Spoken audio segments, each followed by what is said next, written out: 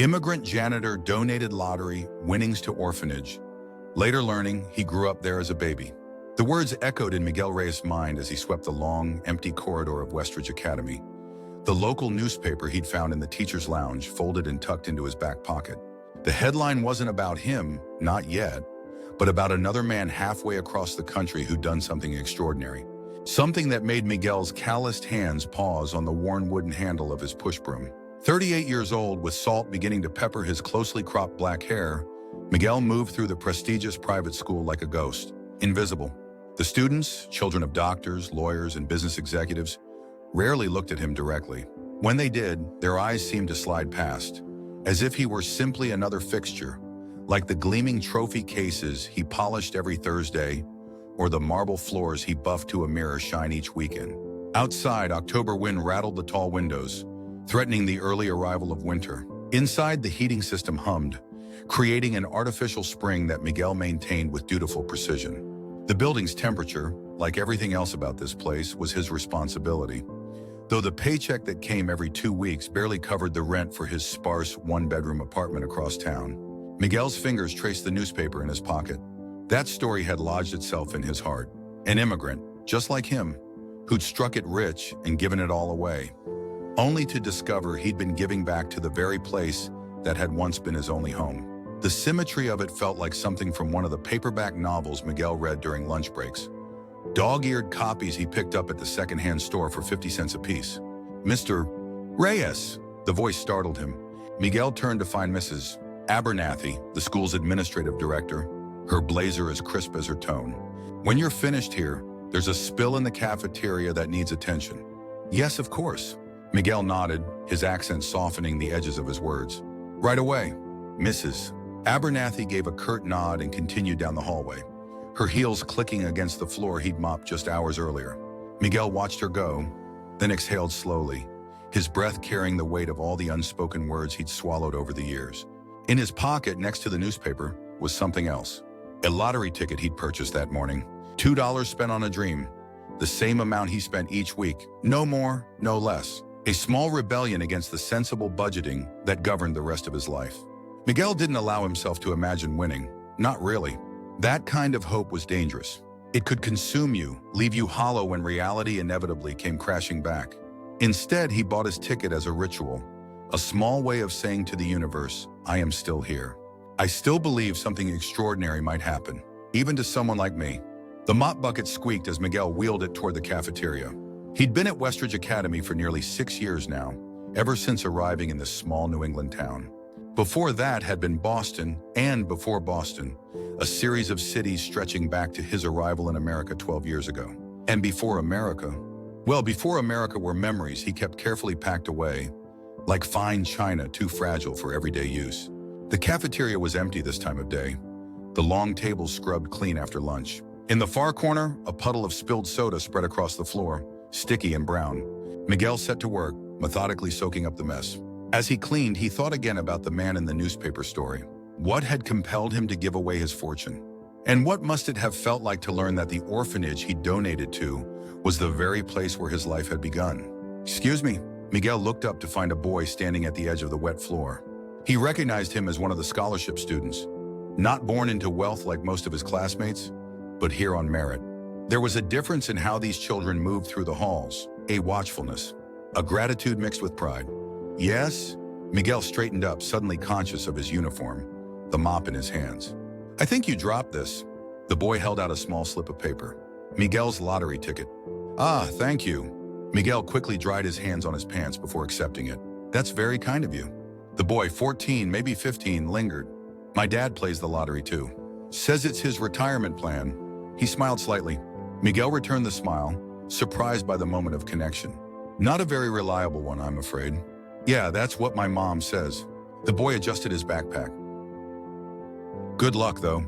"Thank you." Miguel watched as the boy walked away, disappearing through the double doors. Something about the brief exchange left Miguel feeling seen in a way he rarely did within these walls. Later that night, in his apartment, Miguel sat at his small kitchen table. The room was spare, but meticulously clean, decorated with just a few treasured items: a woven blanket from home draped over his secondhand couch, a small carved wooden box that had belonged to his mother, and a collection of postcards from places he hoped to visit someday, magneted to his refrigerator. He spread out his simple dinner, beans, rice, and a piece of baked chicken, beside the newspaper. He read the lottery story again as he ate, tracing the journey of Eduardo Diaz, a janitor from Honduras who'd won $3.2 million and donated it all to the orphanage where, unbeknownst to him, he had spent the first 11 months of his life. The coincidences were eerie.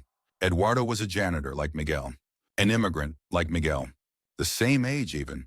But unlike Miguel, Eduardo had no memories of his family, no carved box from his mother, no knowledge of where he'd come from until a chance discovery after his act of generosity. Miguel pulled his own lottery ticket from his pocket and placed it beside the newspaper. Tomorrow they would announce the numbers. Tomorrow perhaps his life would change, or more likely it would continue exactly as it was. Miguel wasn't sure which possibility frightened him more. Sleep came fitfully that night, punctuated by dreams of long corridors and locked doors, of searching for something he couldn't name. The next morning dawned gray and drizzly. Miguel rose before the sun, made a pot of coffee, and caught the first bus to Westridge Academy. The school was quiet at 6 a.m., the halls empty except for the occasional early-arriving teacher, who nodded politely as they passed. This was Miguel's favorite time of day, before the noise, before becoming invisible again. When the building felt almost like it belonged to him, the maintenance office was little more than a converted storage closet in the basement. Miguel hung his damp jacket on the hook behind the door and checked the day's work orders. A leaking faucet in the girls' bathroom, a flickering light in the library, a stuck window in room 217. The problems of a nearly 100-year-old building were endless, but Miguel took satisfaction in solving them one by one. At lunch, he sat alone in the break room, unwrapping the sandwich he'd prepared that morning. The television in the corner was tuned to a local news channel, the volume low. Miguel paid it little attention until he heard the words lottery drawing. His hand stilled, sandwich halfway to his mouth. On screen, colorful balls tumbled in a transparent drum. One by one, the numbers were drawn. In the year, 42, 51, and Miguel's heartbeat quickened. He reached for his wallet, extracting the ticket he'd tucked inside that morning. With trembling fingers, he spread it on the table. The numbers matched. All 6 of them. The sandwich fell from his hand. Miguel stared at the ticket, then back at the television where the announcer was now excitedly reporting the estimated jackpot. $4.7 million. The world around him seemed to go silent, as if someone had suddenly muted all sound. The fluorescent lights buzzed overhead. His vision narrowed to the small slip of paper before him. This couldn't be real. Things like this didn't happen to people like him. And yet the numbers didn't lie. Miguel carefully folded the ticket and returned it to his wallet. Then he stood, his legs unsteady, and walked to the sink where he splashed cold water on his face. In the small mirror above the basin, his reflection looked back at him, the same face as this morning, now mapped with shock. What would he do with such money? The question bloomed in his mind, dizzying in its vastness. For the remainder of his shift, Miguel moved through his tasks in a state of disbelief. He fixed the leaking faucet, replaced the flickering light bulb, unstuck the window in room 217, all while carrying a fortune in his pocket. All while his mind raced with possibilities he'd never allowed himself to consider. He could buy a house, send money to his cousins back home, travel, quit this job. Or the thought came to him as he was locking up the maintenance office at the end of the day. The newspaper article he'd read, the immigrant janitor who had donated his winnings. Miguel had never been inside St. Clair's home for children, though he passed it often on his bus route. The brick building sat on a hill at the edge of town, its windows like watchful eyes overlooking the community below. He knew it had been there for generations. One of the oldest orphanages in the state, now operating as both a traditional orphanage and a broader children's social services center. That night, Miguel couldn't sleep. He sat at his kitchen table with a notepad, writing figures, calculating what he could do with the money.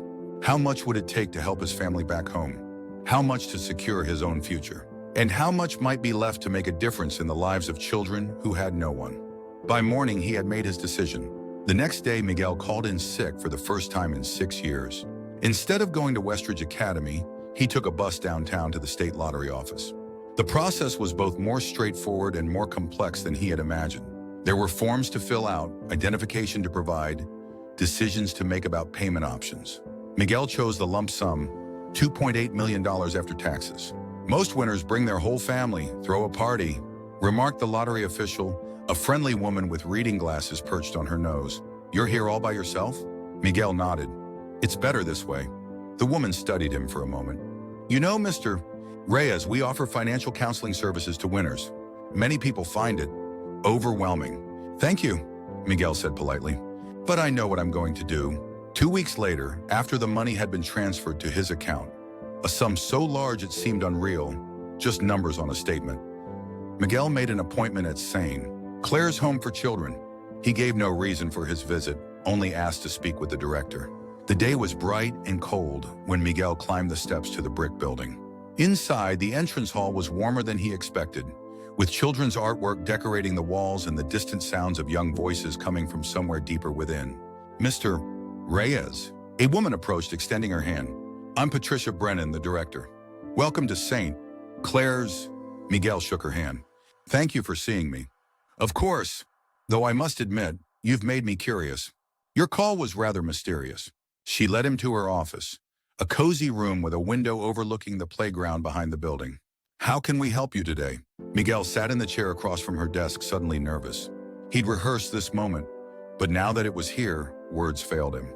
Instead, he reached into his jacket and withdrew an envelope, placing it on the desk between them. But, what's this? Patricia asked. A donation, Miguel said simply. For the children? Patricia opened the envelope and withdrew the check inside. Her eyes widened, darting from the paper to Miguel's face and back again. Mr. Reyes, this is $2 million. Miguel nodded. Yes. I don't understand. She set the check down carefully, as if it might dissolve into the air. Why? It was the question he'd been expecting, the one he'd prepared for. Yet in this moment, Miguel found himself answering not with his rehearsed response, but with the truth that lived in his heart, because everyone deserves a chance, he said softly. And children most of all. Patricia studied him, seeming to search for hidden motives and finding none. This is extraordinarily generous, Mr. Reyes. It will transform what we can do here. She paused. May I ask, what is your connection to St. Clair's? None, Miguel answered. At least not that I know of. He gestured vaguely. I read a story about a man who donated lottery winnings to an orphanage. It made me think. Understanding dawned on Patricia's face. You won the lottery. It wasn't a question. Miguel nodded. And you're giving most of it away? To us. Not all of it, Miguel admitted.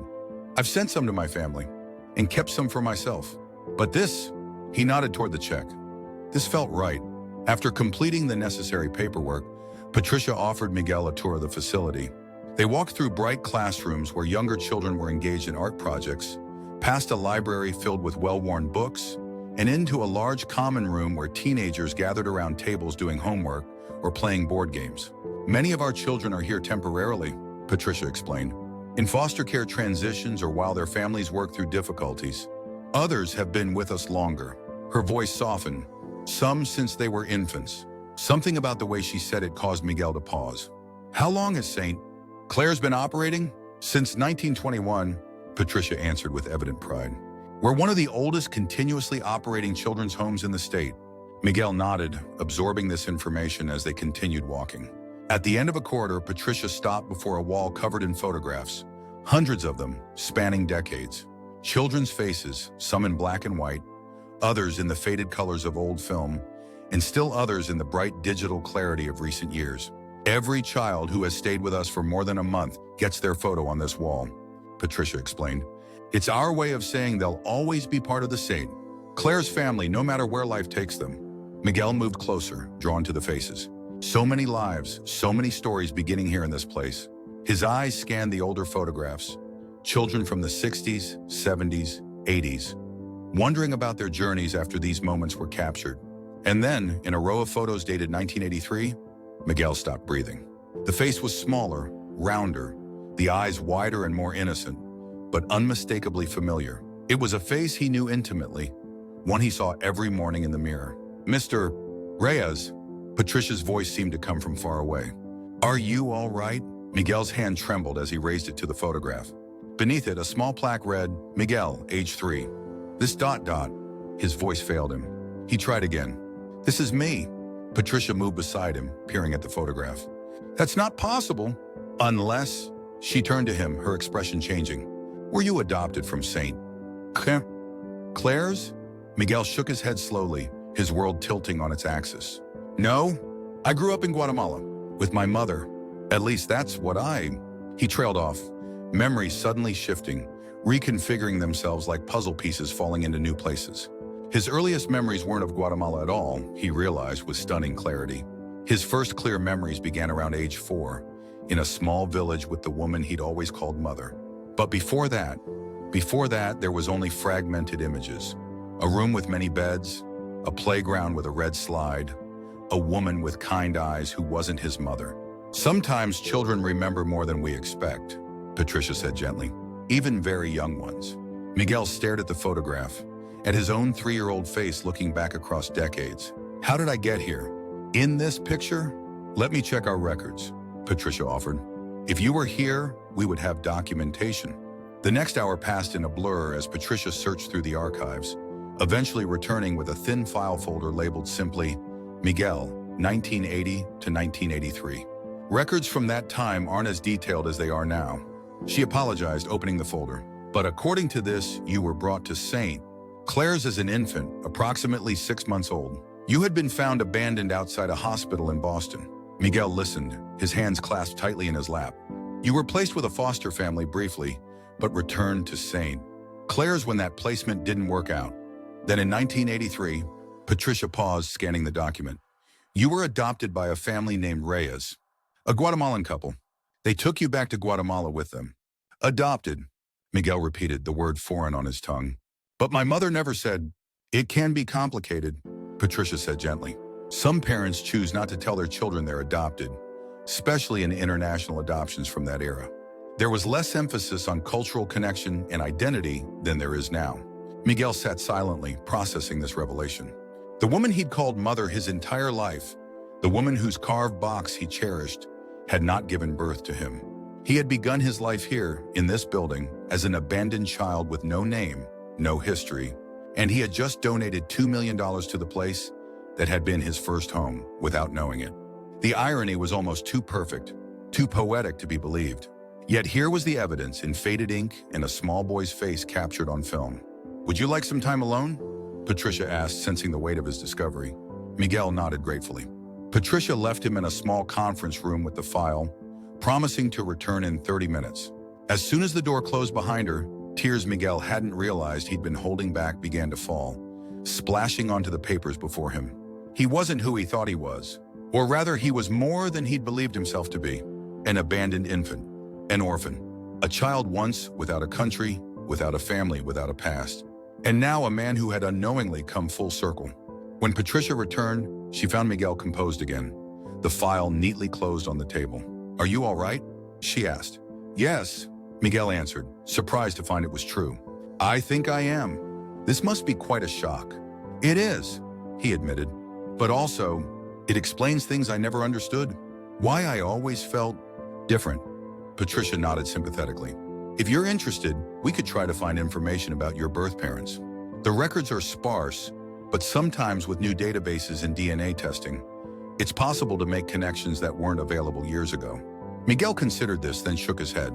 No, not now at least. I need time to understand what this means first. As he prepared to leave, Miguel paused at the wall of photographs once more, studying his younger self with new eyes. May I ask a favor? Of course, Patricia replied. Please don't tell anyone about my donation or this discovery. Not yet. I need to make sense of it myself first. Patricia agreed, though she couldn't hide her curiosity.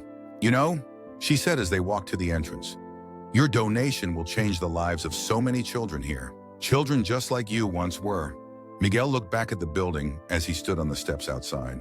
Perhaps that's why it happened this way. Perhaps I was meant to find my way back here.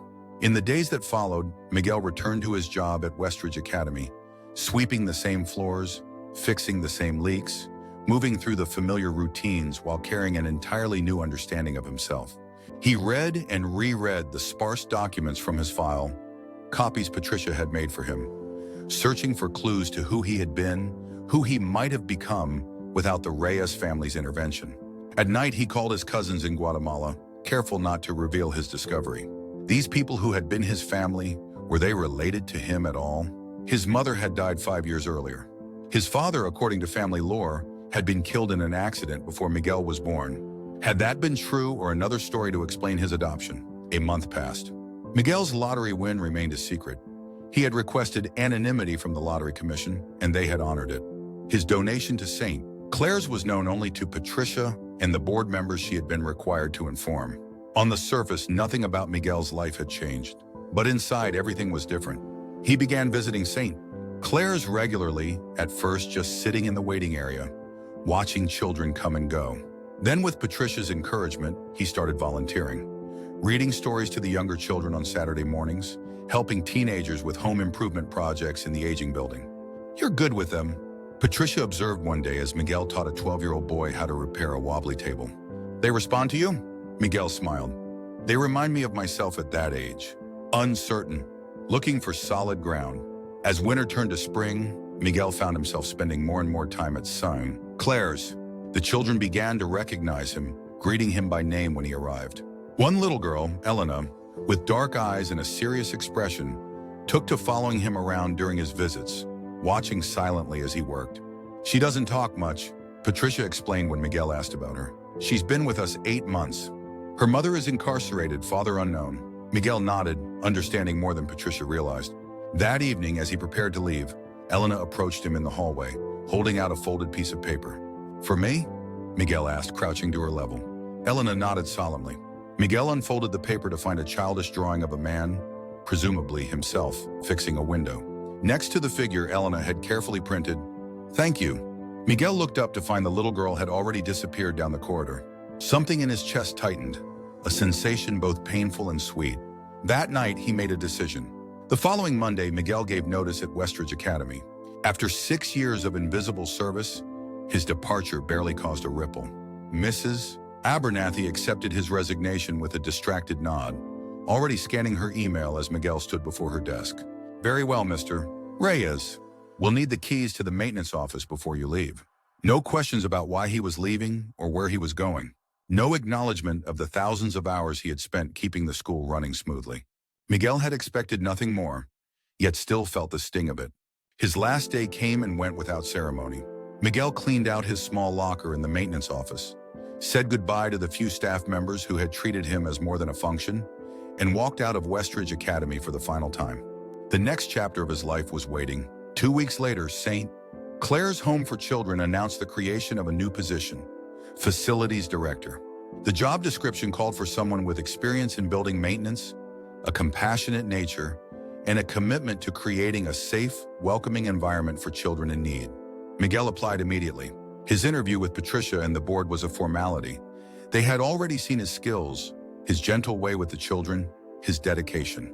What they didn't know, what Miguel finally revealed during that meeting, was his personal connection to St. Clair's. "So you see," he concluded after sharing his story, "this isn't just a job for me. It's coming home." The board members exchanged glances, visibly moved. The vote to hire him was unanimous. Miguel moved into an apartment just 2 blocks from St. Clair's, close enough to walk to work each morning. His days filled with purpose now, fixing the ancient plumbing that had plagued the building for decades, replacing worn flooring, updating the electrical system. The work was not so different from what he had done at Westridge, but here, every repair felt meaningful. Every improvement made life better for children who had already faced too many hardships. His lottery winnings, carefully invested, remained largely untouched. Miguel lived simply, spending only what he needed and directing the interest from his investments into an education fund for St. Clair's children. He had more than he required. The real wealth he discovered was in the relationships he was building. Elena, the quiet girl who had given him the drawing, began to speak in his presence. First just a word or two, then whole sentences. By summer, she was telling him elaborate stories about the adventures of her stuffed rabbit, Mr. Hopper. "Why do you fix things?" she asked him one afternoon as she watched him replace a broken window latch. Miguel considered the question seriously. "Because broken things deserve to be whole again," he answered finally. Elena nodded, accepting this wisdom. "Like people." Miguel glanced at her, surprised by the insight. "Yes, he agreed softly. Like people. As months passed, Miguel's role at St. Clair's expanded beyond facilities management. He started a weekend workshop program, teaching interested teenagers basic repair skills. He organized field trips to local parks and museums, places many of the children had never visited despite living just miles away. He became, in the words of one social worker, the steady presence many of these kids have never had. On Miguel's 41st birthday, Patricia invited him to her office. When he arrived, he found her with Elena and several other children, a small cake on the desk between them. "Surprise!" the children shouted, their faces alight with excitement. Miguel laughed, genuinely moved. "Thank you, all of you."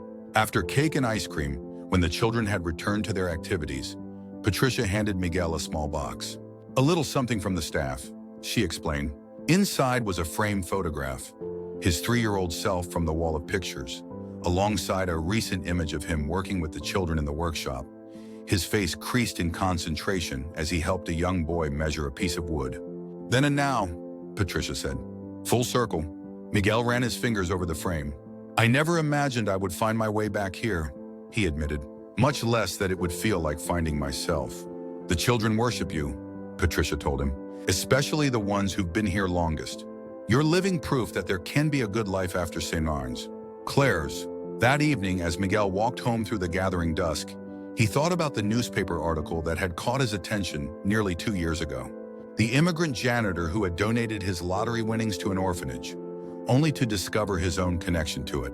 At the time, the story had seemed like an extraordinary coincidence, a one-in-a-million twist of fate. Now, Miguel understood it differently. Perhaps such homecomings weren't coincidences at all, but the universe's way of completing circles left open too long. Perhaps we are all in some way searching for our beginnings in order to understand our present. His phone buzzed in his pocket, a text from Patricia. "Board approved your proposal for the new recreation room. Construction can start next month." Miguel smiled, tucking the phone away as he continued walking. Above him, stars were beginning to appear in the darkening sky, pinpricks of light in the vast expanse. He had traveled so far from that 3-year-old boy in the photograph, across oceans and borders, through identities lost and found, only to return to where he began. Not to the same place exactly, but to the same purpose. Finding home, creating family, making whole what was broken. As he reached his apartment building, Miguel paused to look back towards St. Clair's, its windows glowing warmly in the distance. Tomorrow, Elena would be waiting for him at the door, eager to show him her latest drawing. The teenage boys would want help with their birdhouse project. The ancient boiler would probably need coaxing through another day. Miguel climbed the steps to his apartment, each one bringing him higher, closer to the stars overhead. Each one a step in the journey that had led him here, to this moment, this life, this unexpected grace. An abandoned baby who had found his way home. A lonely man who had found his purpose. A lost soul who had, against all odds, found himself. The universe, it seemed, had a poetry all its own.